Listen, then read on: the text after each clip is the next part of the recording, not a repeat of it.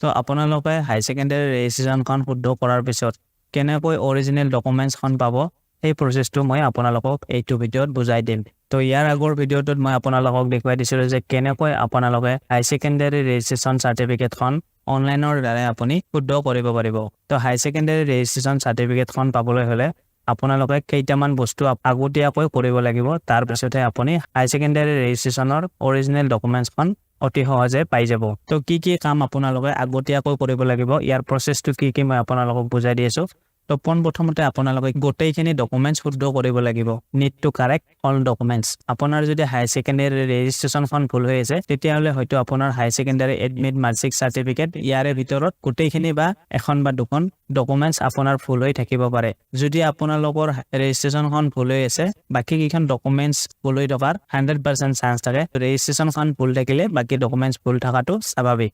তো যেহেতু আপোনাৰ ডকুমেন্টছখিনি ভুল থাকিবই তো সেয়েহে আপোনালোকে গোটেইখিনি ডকুমেন্টছ অনলাইনৰ দ্বাৰাই প্ৰথমতে আপুনি কাৰেকশ্যন কৰি ল'ব। তো গোটেইখিনি ডকুমেন্টছ আপোনালোকে কাৰেকশ্যন কৰিবলৈ হলে ইয়াৰো এটা প্ৰসেছ আছে। সেইটো হৈছে যে আপোনালোকে প্ৰথমতে ৰেজিষ্ট্ৰেচন সাৰ্টিফিকেটখন কাৰেকশ্যন কৰিব লাগিব। ইয়াৰ পিছত আপোনালোকে এডমিটখন কাৰেকশ্যন কৰিব লাগিব। ইয়াৰ পিছত আপোনালোকে মাৰ্কশ্বিটখন কাৰেকশ্যন কৰিব লাগিব। ইয়াৰ পিছত আপোনালোকে সাৰ্টিফিকেটখন কাৰেকশ্যন কৰিব লাগিব। মানে আপোনালোকে ষ্টেপ বাই ষ্টেপ আপোনালোকে কাৰেকশ্যন কৰিব লাগিব আৰু সেই গোটেইখিনি কাৰেকশ্যন আপুনি মই যেনেকৈ বুজাই দিছো সেনেকৈহে কৰিব লাগিব। যদি আপোনালোকে উল্টা পাল্টাকৈ কৰিব যায় তেতিয়াহলে আপোনাৰ হয়তো কাৰেকশ্যনখিনি নহবও পাৰে। তো আপোনালোকে গোটেইখিনি ডকুমেন্টছ কাৰেকশ্যন কৰি লোৱাৰ পিছতে আপোনালোকে অৰিজিনেল ডকুমেন্টছখিনি কালেক্ট কৰাৰ কাৰণে ৰেডি হৈ যাব। তো আপোনালোকে পোষ্টেল কৰাৰ আগত কি ডকুমেন্টছ ইয়াত ভৰাব লাগিব, কি ডকুমেন্টছৰ প্ৰয়োজন মই আপোনালোকক বুজাই আছো। পোষ্টেল কৰিবলৈ হলে আপোনালোকক দুটা A4 সাইজৰ লিফাফা বা খাম লাগিব। ইয়াৰ পিছত আপোনালোকৰ অৰিজিনেল ডকুমেন্টছখিনি লাগিব যিখিনি আপোনাৰ ভুল হৈ আছে আপোনাৰ ঘৰত আছে।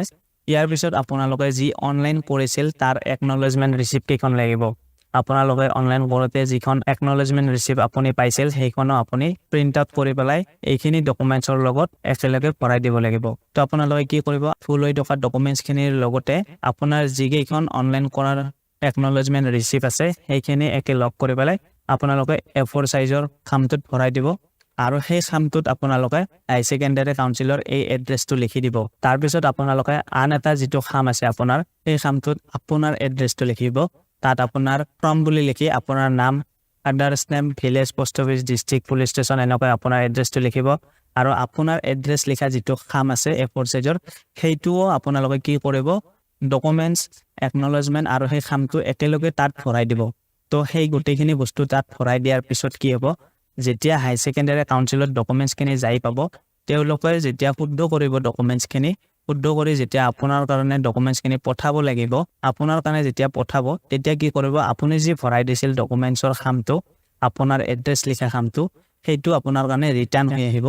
যিটো খামত আপোনাৰ অলৰেডি এড্ৰেছটো লিখাই আছে তেওঁলোকে জাষ্ট আপোনাৰ শুদ্ধ হোৱা অৰিজিনেল ডকুমেন্টছখিনি সেই খামটোত ভৰাই দিব আৰু সিল কৰি পেলাই আপোনাৰ কাৰণে পোষ্টেলত পঠাই দিব। তেতিয়া কি হ'ব, তেওঁলোকৰ কামখিনি বহুত ফাষ্ট হ'ব আৰু আপুনিও ডকুমেন্টছখিনি বহুত সোনকালে পাই যাব। তো এনেকৈহে আপোনালোকে ডকুমেন্টছখিনি পঠাব আৰু কালেক্ট কৰিব। তো আজিৰ বাবে এইখিনি আছিল ভিডিঅ'টো। যদি আপোনালোকে কিবা বুজি পোৱা নাই আপোনালোকে কমেন্ট কৰিব আৰু যদি ভিডিঅ'টো ভাল লাগিছে লাইক শ্বেয়াৰ কৰিব আৰু মোক মোটিভেট কৰিবলৈ আপোনালোকে এনেকৈ সাপোৰ্ট কৰিব। তেতিয়া মই আপোনালোকৰ বাবে ভাল ভিডিঅ' লৈ আনি থাকিব পাৰিম।